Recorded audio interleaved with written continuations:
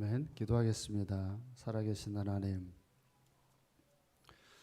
주님을 붙들고 우리가 의지해야 될 이유는 이 땅에 오신 우리 주님께서 우리의 왕이시며 우리의 삶을 다스리시고 인도하실 것을 저희들이 믿기 때문입니다. 이 자리에 참석한 저희들 삶의 고단함 속에 일주일들을 보내고 또한 하나님 그 앞에서 우리가 주의 말씀을 듣고자 합니다. 각자의 처지에 맞는 말씀이 오늘도 부어진 말씀을 통하여 느끼고 깨달으며 또 한 번 나아갈 수 있는 결단의 자리가 되도록 인도하여 주옵소서. 거룩하신 예수님 이름으로 기도합니다. 아멘.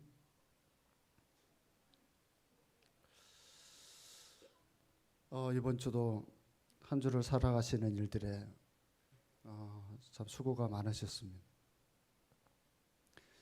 힘들고 지칠 때 여러분들은 어디 가서 위안을 얻으십니까? 여러 가지 많은 과정들이 여러분에게 있을 텐데 그런 모든 상황들 속에서 여러분들은 어디를 가면 가장 여러분들이 위안을 얻으실지 한번 오늘은 생각해 봤으면 좋겠습니다. 저도 치열하게 한 주를 이번 주 살았는데 살아가면서 내내 고민하는 것이 어디에 가야 마음이 편안할까 이런 생각을 이번 주 하면서 살아봤습니다. 그래서 오늘 말씀의 제목도 어디에 살기를 원하십니까? 라는 질문으로 여러분과 저하고 답을 한번 찾아보는 시간을 갖도록 하겠습니다. 시편 16편은 그 시의 분류가 상당히 독특한데 오늘 본문의 매칭의 말씀 속 내용과 이 분류가 조금 안 맞는 것처럼 느껴져요. 왜냐하면 이 시편 16편은 메시아의 시라고 그래요. 메시아를 예언한 시가 16편이에요.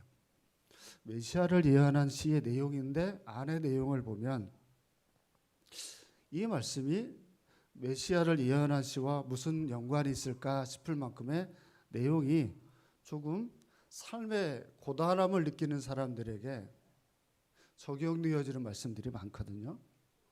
그래서 이 말씀의 배경은 이렇습니다. 다윗이 평생 살다가 왕으로서 어느 정도 자리를 잡고 자기 성을 쌓아요. 자기 성을 딱 쌓고 나서 그리고 성경에는 나오지 않지만 중병에 걸립니다. 그러니까 죽을 병에 다윗이 걸리게 됩니다. 죽을 병에 걸려서 인생을 돌아보니까 거기에서 느끼는 처절함이라는 게 있잖아요. 다 이제 삶을 어느 정도 다 이제 이루었어요. 성도 쌓고 근데 심한 병에 걸리니까 내 힘으로 할 수 있는 게 뭐가 있나? 평생을 그렇게 살아왔는데 이제 어느 정도 모든 걸 다 이루었다라고 생각하고 있는데 내가 내 힘으로 이룰 수 있는 게 뭔가? 거기 이제 한계라고 하는 걸 느끼게 되고 그 한계를 느끼면서 다윗이 떠오르고 성령의 그 충만함의 말씀을 얻으면서 그가 되뇌겼던 건 메시아구나. 내가 바라보고 내가 의지해야 될 상대가 되어지는 건 내가 아니구나. 이 한계 속에서 내가 바라봐야 될 건 하나님밖에 없구나. 이런 고백에서 오늘 본문이 이제 쓰여지게 된 겁니다. 사람은 그렇잖아요, 여러분. 여기 있는 분들이 다 각자 무지개 색깔을 여러분들이 경험하고 이번 주를 살았을 겁니다. 여러분 살면 살수록 우리가 유한하지 않나요? 그리고 무한하지를 못해요. 여러 가지 많은 상황들 속에서 무한함을 느낍니다. 어떤 학생은 지난주에 그러더라고요, 저한테. 목사님, 지난주에는 국어하고 영어를 시험을 잘 못 봤는데 이번 기말고사 때는 시험을 잘 볼 수 있게 기도해 주세요. 이런 학생도 있고 어떤 주부는 자기 가정을 꾸려가는 일이 너무 버거워서 거기에서 어떻게 해야 될지를 고민하며 묻는 사람도 있고 직장의 문제를 놓고도 이 문제에 취직이 될지 고민하는 청년의 얘기도 있고 참 다양합니다. 그래서 우리는 유한한데 우리가 우리의 문제를 우리가 풀려고 하면 우리가 풀 수 있는 일들이 그렇게 많지 않습니다. 뭐 저희 가정으로 치면 장모님 되시는 분이 지금 병환 중에 있습니다. 뭐 매일 병원을 가서 뭐 곁에 있어 주지만 제가 뭐 해드릴 수 있는 게 그렇게 많지 않습니다. 또 뭐 딸이 하나이니까 사모님이 병간호하는 것도 굉장히 고단하고 지쳐하는 것을 옆에서 보지만 그렇게 제가 해드릴 수 있는 게 사모에게도 많지 않습니다. 어쩌면 모든 인간들이 다 저와 동일하게 삶의 한계라고 하는 걸 다 느낄 겁니다. 이런 삶의 한계 속에서 다윗이라고 하는 사람이 이렇게 고백을 합니다. 1절을 우리 보겠습니다. 1절 시작.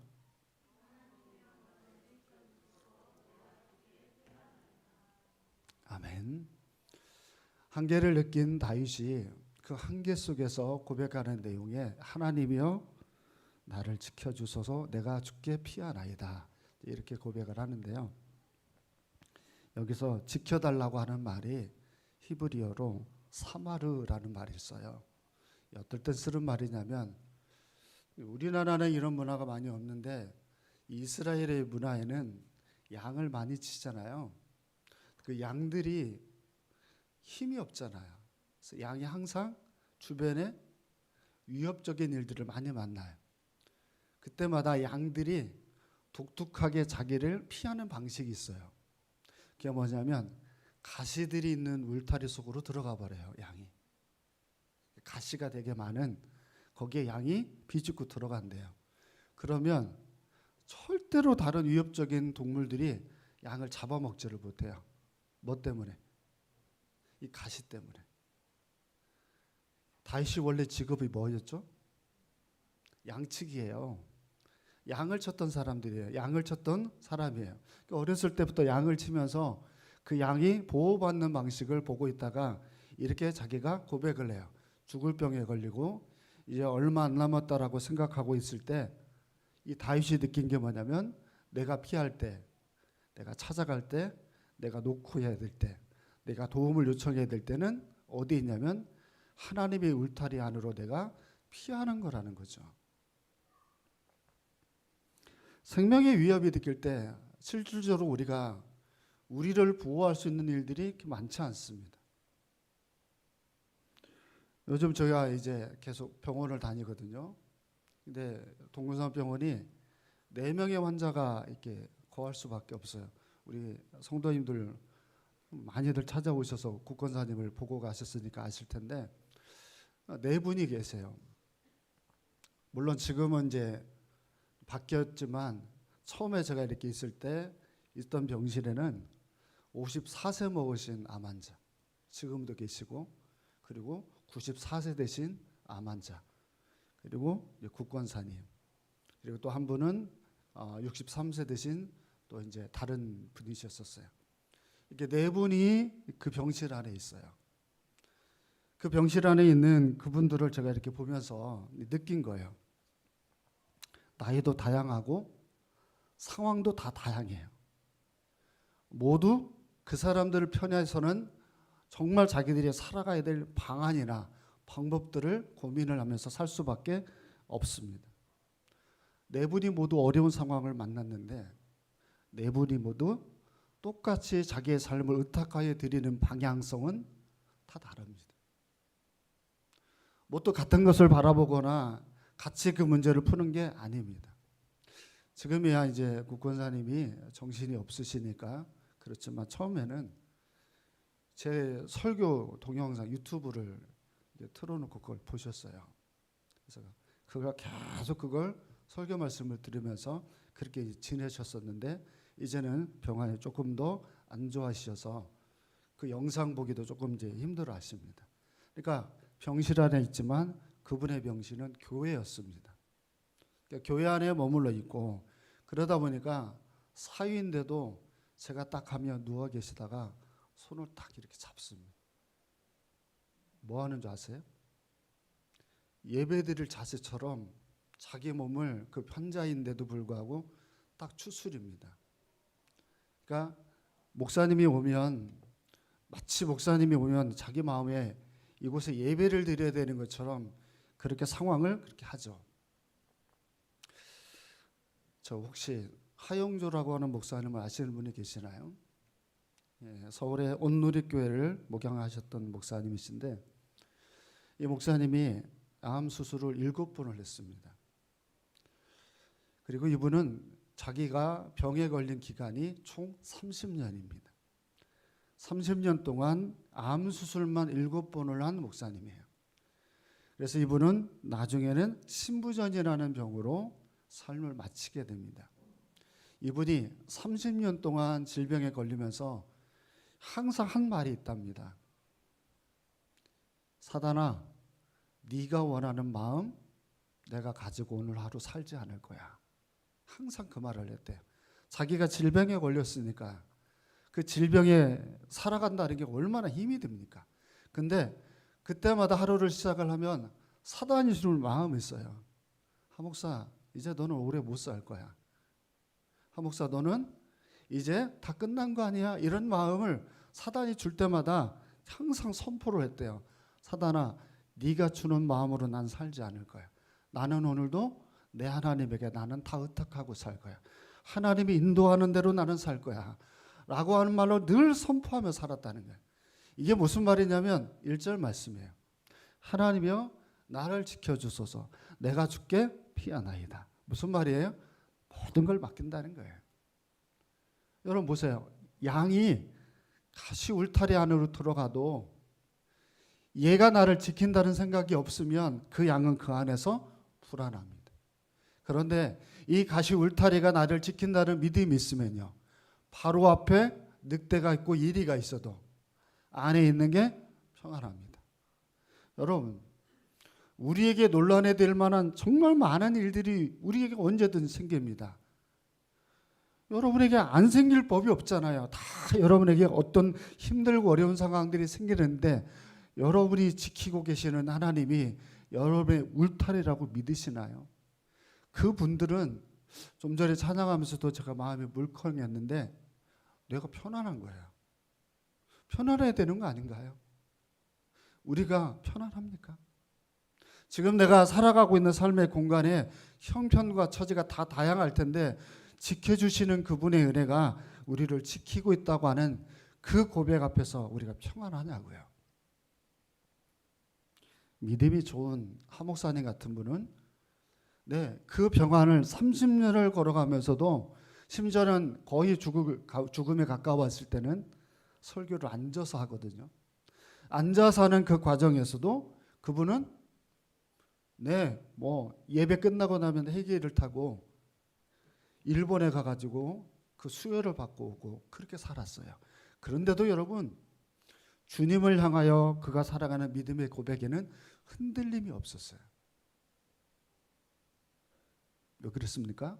저는 여러분, 우리나 그분이나 똑같아요. 우리가 그분이 계셔서 우리가 사는 것이지, 여러분들은 착각합니다. 제가 이번에 정말 절실하게 느끼는 게 우리가 건강해야 된다고 생각해요. 건강해서 나를 얼마나 지킬 수 있나요?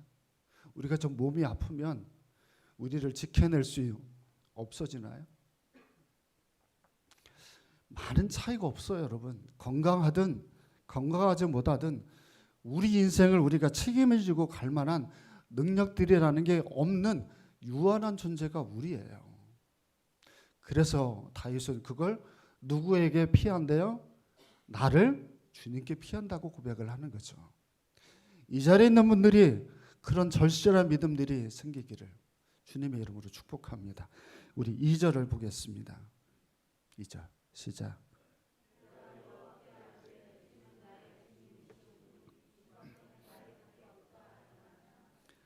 아멘. 자, 이어지는 말씀을 보면 내가 여호와께 아랍니다. 주님은 나의 주님이십니다. 자, 문장이 좀 그렇지 않습니까?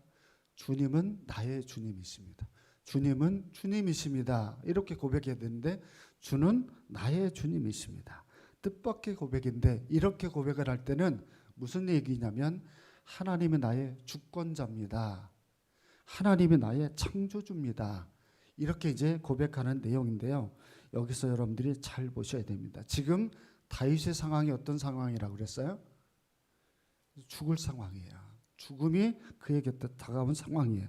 사람이 여러분 이런 임박한 어려움을 만나면 어디가 약해지죠? 마음도 약해지고 몸도 약해지고, 몸과 마음이 다 약해요. 사람이 약하면 한숨밖에 안 나오잖아요. 그리고 모든 생각들이 어느 쪽으로 귀결되어져요? 부정적이에요. 그죠? 항상 모든 상황들 속에 잘 보세요. 믿음 있는 사람들을 고백하는 내용을 보면 이렇게 고백합니까? 주님만 나의 주님이십니다. 지금 자기가 죽을 병에 걸려 있는데도 불구하고 부정적인 고백을 하지 않고 오히려 주님만 나의 주님이십니다라고 고백을 하면서 주밖에는 나의 복이 없습니다. 자, 내용 안에 부정적인 게 들어가질 않습니다. 왜 그럴까요? 보는 게 부정적인 걸 보지 않으니 고백하는 것들이 그런 고백을 할 수밖에 없죠. 몸과 마음이 제가 약해진다라고 했잖아요. 사람이 몸과 마음이 약해지면 어때요? 고백하는 것들이 부정적이다니까요. 늘 보는 것들이 어때요? 한계를 얘기하고 자기는 안 되는 것처럼 얘기해요. 국권사님 병실에 이제 나이 드신 분이 가시고 새로운 분이 들어오셨어요. 이분은 자살 시도를 2번을 하셨대요. 아주머니신데 남편 때문에 속상해서 죽으려고 하는데 죽지를 못하셔가지고 다시 살아나시고 이제 그렇게 되셨나 봐요. 그분에게 사모님이 복음을 전하셨대요. 이런 이야기들을 이제 하면서 그분에게 교회를 다니시라고, 하나님을 찾으시라고. 그러니까 그분이 그런 말을 하시더래요. 저 누워 계신 저분을 보면 저분은 정말 일찍 죽지 않아야 된다라고 그러더래요.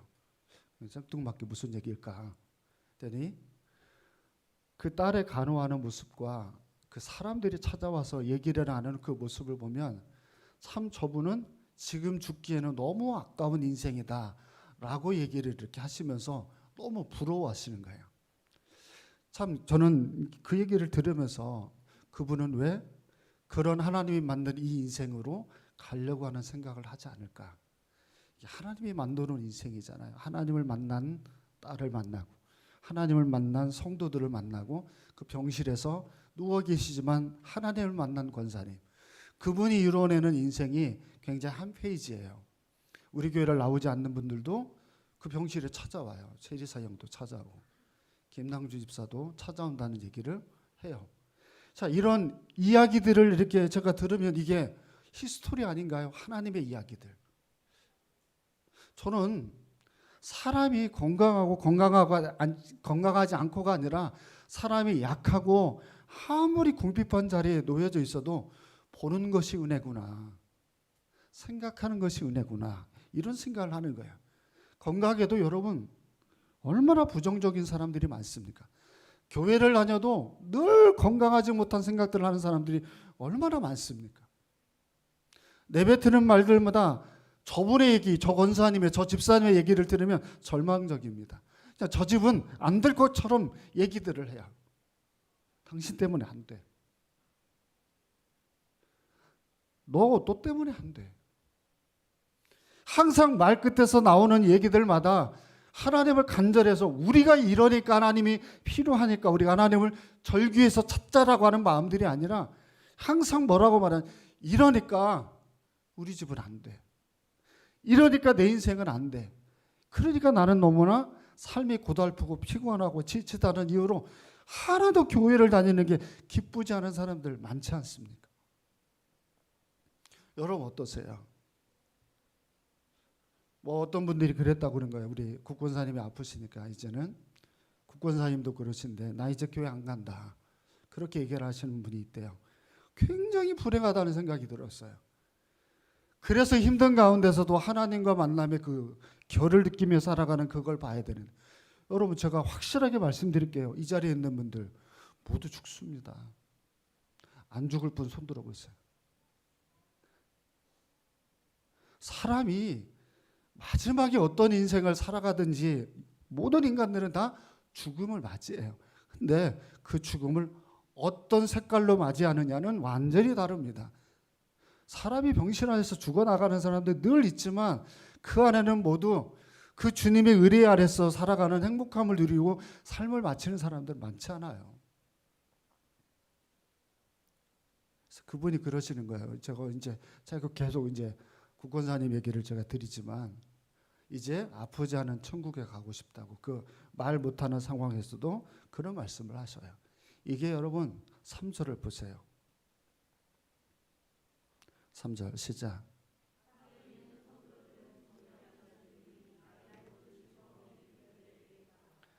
아멘. 여기서 중요한 말이 땅에 있는 성도들은 존귀한 자들이니 이렇게 돼 있어요. 이게 중요한 이제 대목인데요. 무슨 얘기냐면 다윗이 지금 자기와 똑같은 성도들을 보면서 지금 고백하는 내용인데 땅에 있는 성도의 대표성인 다윗이 지금 어떤 상황이에요? 지금 죽을 상황이에요. 그러면 땅에 있는 성도들은 모두 다 지금 어떤 상황이라는 거예요? 죽을 상황이라는 거예요? 그럼 그게 존귀하다고 하는 말을 고백할 수 있을까요? 존귀하다는 말을 고백할 수 없잖아요. 그러니까 땅에 있는 성도들은 존귀하다라는 이 고백은 도대체 이게 다윗이 어떤 마음에서 고백을 할까? 여러분 이런 거예요. 땅에 있는 성도는 어차피 이 땅에서 삶을 다 마쳐야 됩니다. 근데 땅에 있는 성도들이 존귀함을 이루는 이유가 어디냐면 이 믿음의 백성들에게만 주어져 있는 하나님의 언약의 약속이 있습니다. 그게 바로 천국입니다. 하나님의 나라입니다. 그 하나님의 약속을 택함을 받은 백성들은 모두 다 누립니다. 그래서 삶이 맞춰지는 순간뿐만 아니라 삶을 이렇게 살아가고 있는 현실 속에서도 여러분 우리에게는 약속되어진 천국이 있습니다. 그러하기 때문에 믿는 자만이 가지고 있는 특징이 뭔지 아세요? 너무 이 땅에 집착을 안 합니다. 막 바둥바둥 되어지지 않습니다. 내가 이 돈을 가지고 살아야 되는데 나는 이 돈 없으면 안 되는데 돈 하면서 살지 않습니다. 왜냐하면 이미 천국을 보장받은 사람들에게는 이미 유업으로 그걸 받았기 때문에 삶이 넉넉합니다. 그래서 믿는 자만이 가지고 있는 특징이 뭐예요? 나눔이 생기는 거예요. 나눔이 있는 거예요. 여러분 교회 다니는데 나눔이 없어요. 이건 100% 제대로 된 성도가 아닙니다. 천국을 바라보는 사람이 아닙니다. 그래서 늘 나는 없다라고 고백을 하고 나는 힘들다고 고백을 하는 사람들은 이 땅에서 많은 걸 누려야 되니까 철저하게 물질에만 갇혀서 사는 겁니다. 여러분 제가 이 얘기를 듣고 깜짝 놀란 얘기가 있어요. 동남아시아에서 범죄를 저지르려면 대부분 어느 나라 사람인 줄 아세요? 동남아시아에서 사건 사고가 나오면 거의 대부분은 한국 사람입니다. 한국 사람이 그렇게 많대요. 그것도 나이가 20살, 30살 되어진 청년들이래요. 얘네들이 거기에서 뭔 짓을 하는 줄 아세요? 보이시피싱, 그리고 마약을 운반하고 그와 같은 일들을 해요. 근데 얘네들을 잡아다가 놓으면 제일로 밑에 있다가 안 잡히고 풀려난 놈들이 그 조직을 또 만든대요. 그래서 무슨 범죄가 딱 생기면 한국 사람들부터 찾아내면 거의 거기서 답이 나온대요. 그러니까 한국 사람들이 머릿속에 뭐가 가득해요? 이 땅에서의 삶에 돈에 귀결되어져 있는 거야. 그것밖에 모르는 거죠. 천국에 대한 소망이 없으니까 이 땅에서 사는데 그들이 잡히는 영상들을 제가 봤어요. 이걸 보고 정말 제가 이런 마음이 들었어요. 여러분 그 사람들은요 자기 방에 현금 뭉치들이 막 있어요. 몇 천만 원씩 그 방 안에. 근데요 이 사람은 자기 혼자만 살아요. 왜 그런지 아세요?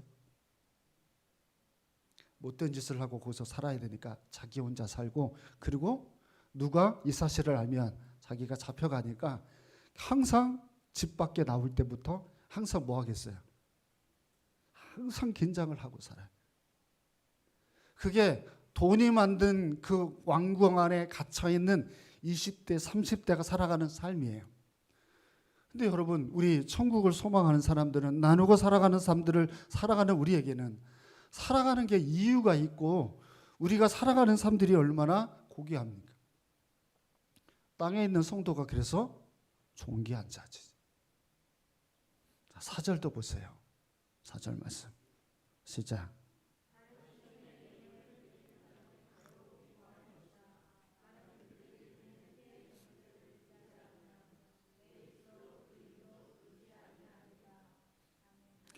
자, 여기서 다른 신에게 예물을 드리는 장면이 갑자기 툭 튀어나왔습니다.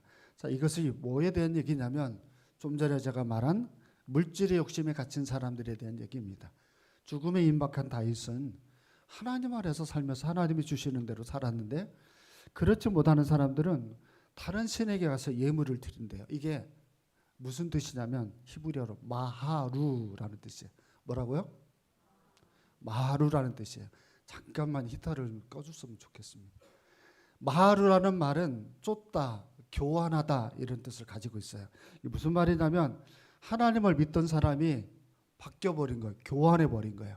자기 인생을 하나님에게 의탁하지 않고 다른 사람에게 의탁을 하거나 다른 신에게 의탁을 해서 피의 전제를 드린다 이렇게 돼 있어요. 이 피의 전제가 뭐냐면 포도주를 제단에 붓는 행위인데요. 이건 교회에서는 하지 않고 이방 신들을 섬기는 우상 제도에서 이렇게 생기는 현상들이에요.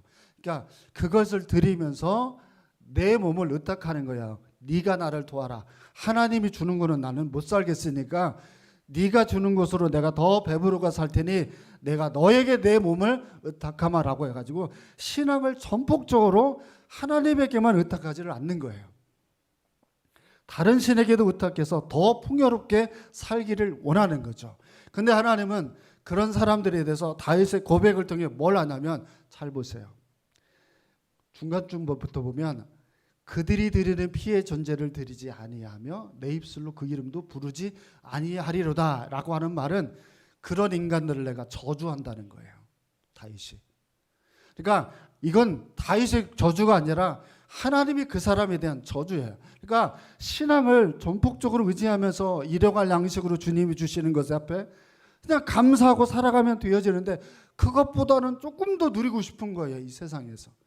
그것보다는 조금 더 내가 더 많은 것을 의탁해서 살고 싶은 마음에 이런 마인드를 가지고 살아가는 그 사람들에 대해서 다윗이 저주해버립니다.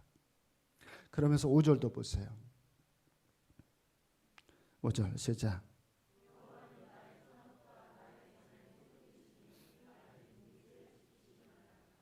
아멘. 자, 여러분들이 많이 알고 있는 유명한 말씀인데 이 말씀이 4절을 전제하고 나온 말이에요. 그러니까 4절을 꼭 알고 5절을 해야 돼요. 자, 저를 보세요. 나의 산업과 나의 잔의 소득입니다.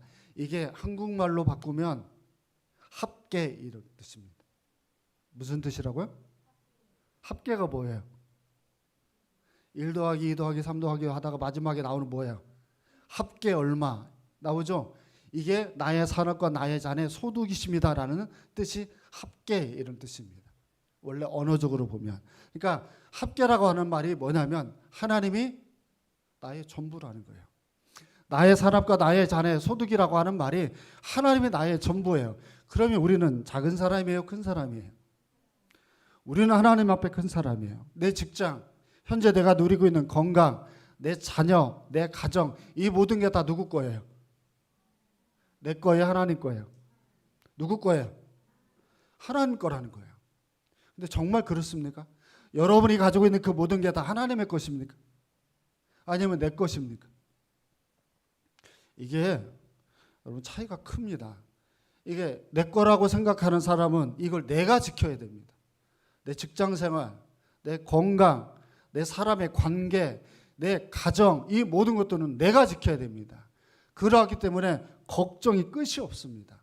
염려할 일이 끝이 없습니다. 근데 이 모든 것의 합계가 모두 하나님입니다. 하나님이 이 모든 것에 대한 주인이십니다. 그러면 하나님이 그 모든 걸 주관하고 계시기 때문에 이제 나는 푸른 초장에서 쉴만한 물가에서 잠을 잘 수 있는 겁니다. 이게 굉장히 많은 차이가 교회 안에 있습니다. 지금 저도 이렇게 보면 자기가 자기를 지켜야 될 사람들은 항상 전전긍긍합니다. 저도 저의 개인적으로는 여러분이 모두가 저에게는 굉장히 소중한 분들이에요. 근데 저에게는 우리 국권사님처럼 처음 시작부터 지금까지 뭐 장모님이시지만 저희 동역자거든요.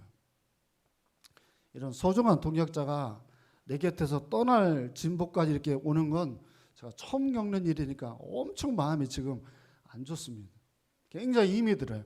근데 나는 내 이 모든 인생이 내가 나를 지키는 것이 아니라 하나님이 지킬 수 있는 것이기 때문에 나는 이 안에서도 나는 감사를 찾습니다.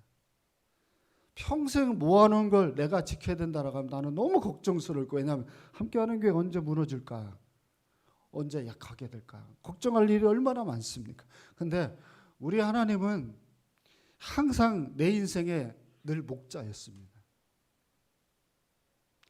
나는 슬프고 힘들 때도 그분은 늘 함께 했고 내가 기쁘고 감사할 때도 그분은 늘 함께 했습니다. 그러기 때문에 살아가야 될 이유가 나는 있죠. 그분이 나를 데려가실 때까지는. 여러분은 어떠세요? 여러분의 인생의 합계가 주님이십니까? 그래서 그분에게 맡기고 살아가는 게 굉장히 기쁘고 감사하는지. 더 귀한 말씀을 보세요. 6절입니다. 시작.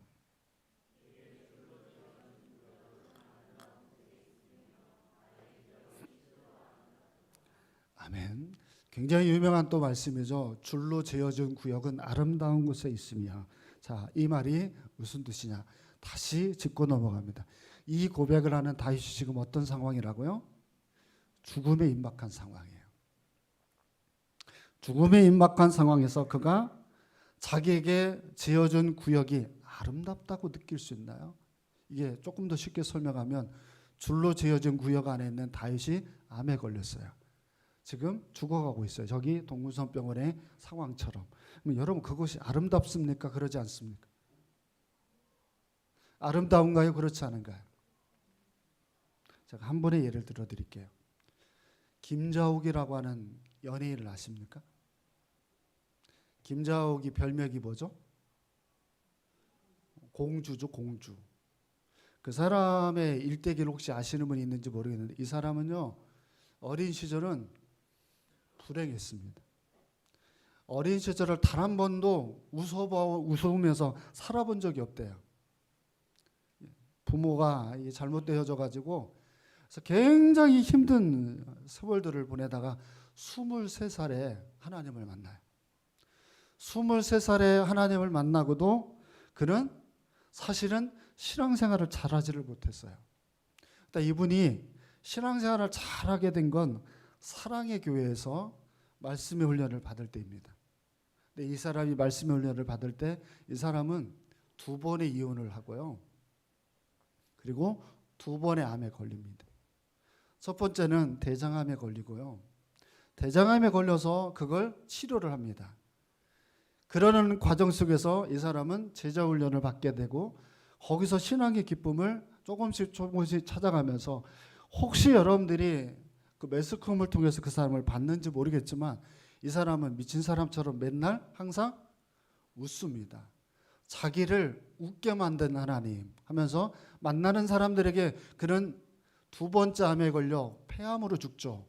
폐암으로 죽는 그의 나이가 63세입니다. 그러니까 오래 그 사람이 산 게 아니에요.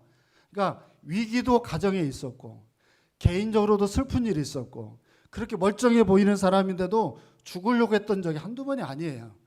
그런 그 사람을 하나님이 웃게 만들었다는 거예요. 도대체 그의 인생에 뭐가 그를 웃게 만들었을까? 이게 6절의 답입니다.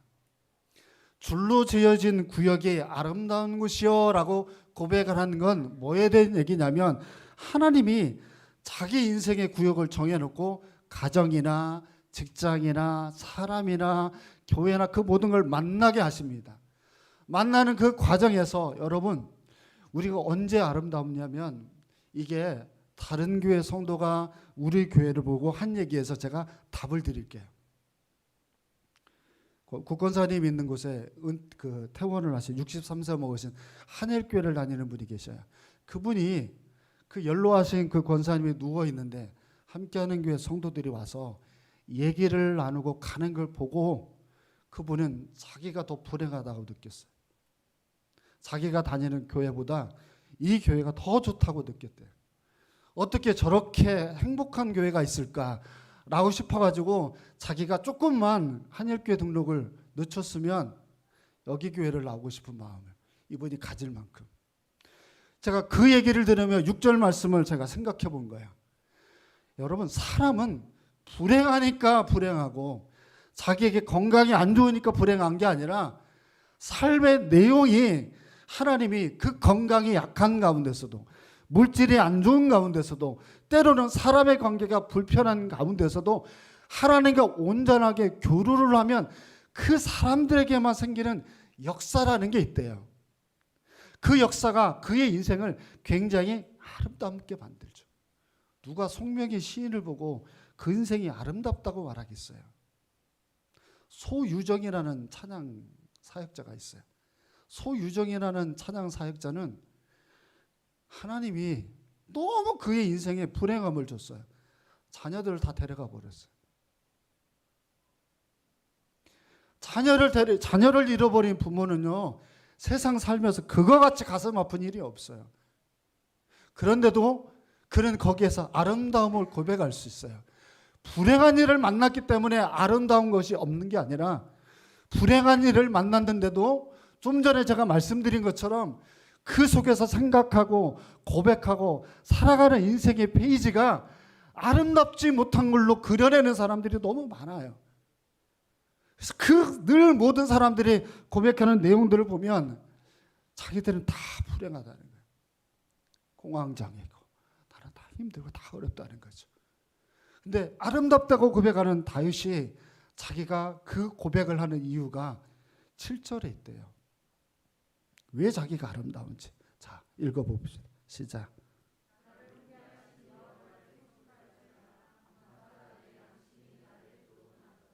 아멘. 이유는 하나입니다. 삶이 지금 어떤 색깔에 놓여져 있어도 거기에서 나에게 말씀하시는 그 말씀이 내가 삶을 살아내는 내용들이 되니 나는 언제든 그 안에서 살아가는 게 행복이라는 거죠.